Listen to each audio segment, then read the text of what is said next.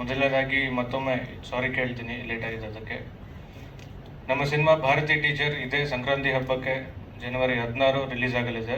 Sir ಹೇಳ್ದಂಗೆ ಬರೀ 50 ರೂಪಾಯಿಗೆ ಒಂದು ದೊಡ್ಡ ಚಾಕ್ಲೇಟು ಸಿಗಲ್ಲ ಆ ಪ್ರೈಸ್ಗೆ ನಮ್ಮ ಸಿನಿಮಾ ಟಿಕೆಟ್ ಸಿಗ್ತಾ ಇದೆ.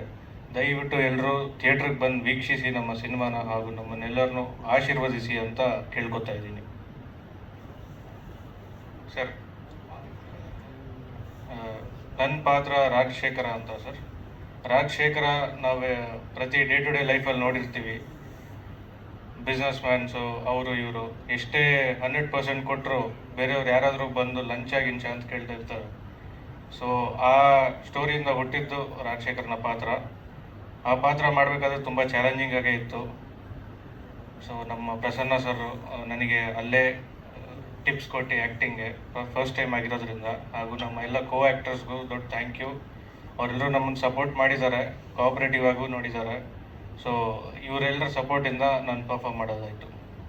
ಸರ್, ಇದು ನಾವು 50 ರೂಪಾಯಿ ಮಾಡಿದ್ದು ಯಾವುದೇ ರೀತಿ ಜನ ಕ್ರೌಡ್ ಫುಲ್ ಆಗಬೇಕು ಆ ಥರ ಈ ಥರ ಏನು ಬೇರೆ ಇಂಟೆನ್ಷನ್ ಅಲ್ಲ. ನಮ್ಮ ಕಂಟೆಂಟು ರೀಚ್ ಆಗಲಿ, ನಾವು ಮಾಡಿರೋ ಕಂಟೆಂಟು ಜನ ನೋಡಬೇಕು. ಅದು ಜನಕ್ಕೆ ಏನಕ್ಕೆ ರೀಚ್ ಆಗಬೇಕಂದ್ರೆ ಅದರಲ್ಲಿ ಒಂದು ಒಳ್ಳೆ ಮೆಸೇಜ್ ಇದೆ. ನೀವೆಲ್ಲರೂ ನೋಡಿದಾಗಲೂ ಕೂಡ ನಿಮ್ಗೆ ಅನ್ಸುತ್ತೆ ಹೌದು ಇದರಲ್ಲಿ ತುಂಬ ಒಳ್ಳೆ ಕಂಟೆಂಟ್ ಇದೆ, ಒಳ್ಳೆ ಮೆಸೇಜ್ ಇದೆ, ಒಳ್ಳೆ ಸಬ್ಜೆಕ್ಟ್ ಇದೆ ಅಂತ ನಿಮ್ಗೆ ಅನ್ಸುತ್ತೆ. ಸೊ ಅದೇ ರೀಸನ್ ಇಟ್ಕೊಂಡು ಸೆಕೆಂಡ್ ಥಾಟ್ ಮಾತಾಡಿಲ್ಲ ಪ್ರೊಡ್ಯೂಸರ್ಗೆ. ನಾವು ಡೈರೆಕ್ಟ್ರು ಸರ್ ಈ ಥರ 50 ರೂಪೀಸ್ ಪ್ಲಾನ್ ಮಾಡ್ತಾ ಇದ್ದೀವಿ ಅಂದಾಗ ಏನಕ್ಕೆ ಅಂತ ಕೇಳಿದ್ರು. ಇಲ್ಲ ಈ ಥರ ಜನ ಅಟ್ಲೀಸ್ಟ್ ಜನ ಫ್ಲೋ ಆಗಬೇಕಲ್ವಾ, ಗುಡ್ ಐಡಿಯಾ ಆಯಿತು.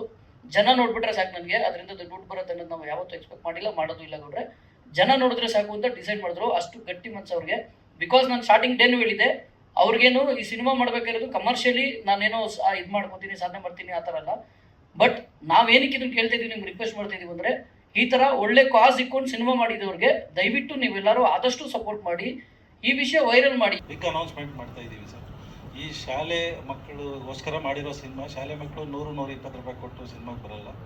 ಸೊ ನಾವು 50 ರೂಪಾಯಿಗೆ ಸಿನಿಮಾ ಮಾಡಿದ್ದೀವಿ. ಸಿಂಗಲ್ ಥಿಯೇಟ್ರಲ್ಲಿ 50 ರೂಪೀಸ್ಗೆ ಸಿನಿಮಾ ನೋಡ್ಬೋದು. ಯಾಕಂದರೆ ಏನು ನಾವು ಗ್ರೌಂಡ್ ವರ್ಕ್ ಮಾಡಿದ್ದೀವಿ. ಸರ್ಕಾರಿ ಶಾಲೆಗೆ ಹೋಗಿ ನೋಡಿದಾಗ ಸರ್ಕಾರ ಯಾರು ಅವರಿಗೆ ಸಿನಿಮಾ ನೋಡಿ ಅಂತ ಹೇಳಲ್ಲ, ಶಾಲೆ ಮಾಸ್ಟರ್ ಸಿನಿಮಾ ನೋಡಿ ಅಂತ ಹೇಳಲ್ಲ. ಸೊ ಅದಕ್ಕೋಸ್ಕರ ಒಂದು ದೊಡ್ಡ ಅನೌನ್ಸ್ಮೆಂಟ್ ಧೈರ್ಯ ಮಾಡಿದ್ದೀವಿ. 50 ರೂಪಾಯಿ ಕೊಟ್ಟು ಸಿನಿಮಾ ನೋಡ್ಬೋದು. ಶಾಲೆ ಮಾಸ್ಟರ್ ಆಗಲಿ, ವಿದ್ಯಾರ್ಥಿಗಳಾಗಲಿ, ಪಬ್ಲಿಕ್ ಆಗಲಿ. ಸೊ ನಾವು ಬರೀ ಶಾಲೆ ಮಕ್ಕಳಿಗೆ ಅಂದರೆ ಮತ್ತೆ ಅಲ್ಲೊಂದು ID ಕಾರ್ಡ್ ತೊಗೊಂಡು ಬಾ, ಈ ಥರ ತೊಂದರೆ ಆಗಬಾರ್ದು ಅಂತ ಸಿನಿಮಾ ಟಿಕೆಟ್ 50 ರೂಪಾಯಿ ಮಾಡಿದ್ದೀವಿ. ನಾವು ಸಿನಿಮಾ ಮಾಡಿದ ಉದ್ದೇಶ ಮಕ್ಕಳಿಗೆ ತಲುಪಲಿ ಅಂತ. ಸೊ ದಯಮಾಡಿ ಇದನ್ನು ತಾವು ಕೂಡ ಅನೌನ್ಸ್ಮೆಂಟ್ ಮಾಡಿ. 50 ರೂಪೀಸ್ಗೆ ಸಿಂಗಲ್ ಸ್ಕ್ರೀನ್ ಏನಿದೆ ಕರ್ನಾಟಕದ ಯಾವ ಥಿಯೇಟ್ರಲ್ಲಿ ಇದ್ದರೂ ಸರಿ ಅಲ್ಲಿ 50 ರೂಪಾಯಿಗೆ ನಾವು ಟಿಕೆಟ್ ಮಾಡಿದ್ದೀವಿ ಸರ್. ಥಿಯೇಟ್ರ್ ಅವ್ರ ಹತ್ರ ಒಂದು ದೊಡ್ಡ ರಿಸ್ಕ್ ತೊಗೊಂಡು ಈ ಕೆಲಸ ಮಾಡಿದ್ದೀವಿ. ಸೊ ಇದಕ್ಕೆ ತಮ್ಮೆಲ್ಲರ ಬೆಂಬಲ ಇರಲಿ ಸರ್. Thank you. ಇಲ್ಲ, ಆ್ಯಸ್ ಆಫ್ ನಾವು ಸ್ಪಾನ್ಸರ್ಸ್ ಅಂದರೆ ಸ್ಕೂಲ್ ಮಕ್ಕಳಿಗೆ ಸಿನಿಮಾ ತೋರಿಸ್ಬೇಕಂತ ನನ್ನ ಫ್ರೆಂಡ್ ಸರ್ಕಲಲ್ಲಿ ಯಾರಿದ್ದಾರೆ ಅವರೆಲ್ಲರೂ ಮುಂದೆ ಬಂದಿದ್ದಾರೆ. ಸೊ ನಾಳೆ ನಾಡ್ದು ಅವರೆಲ್ಲರೂ ಟಿಕೆಟ್ ನಾವು ತೋರಿಸ್ತೀವಿ. ಒಂದು ಶಾಲೆ ಮಕ್ಕಳಿಗೆ, ನಾನು ಇನ್ನೊಂದು ಶಾಲೆ ಮಕ್ಕಳಿಗೆ ಅಂತ ನನ್ನ ಫ್ರೆಂಡ್ ಸರ್ಕಲ್ ಏನಿದೆ ಅವರು ಆಲ್ರೆಡಿ ಮುಂದೆ ಬಂದಿದ್ದಾರೆ.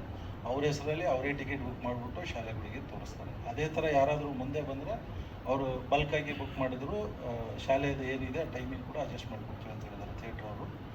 ಸೊ ಇದು ಮಾತುಕತೆ ನಡೀತಾ ಇದೆ. ಬಟ್ ಸಿನಿಮಾ ರಿಲೀಸ್ ಆಗಿ ಏನು ಮೆಸೇಜ್ ಬರುತ್ತೆ ಅನ್ನೋದೇ ಮೇನ್ ಅಲ್ವಾ ಸರ್.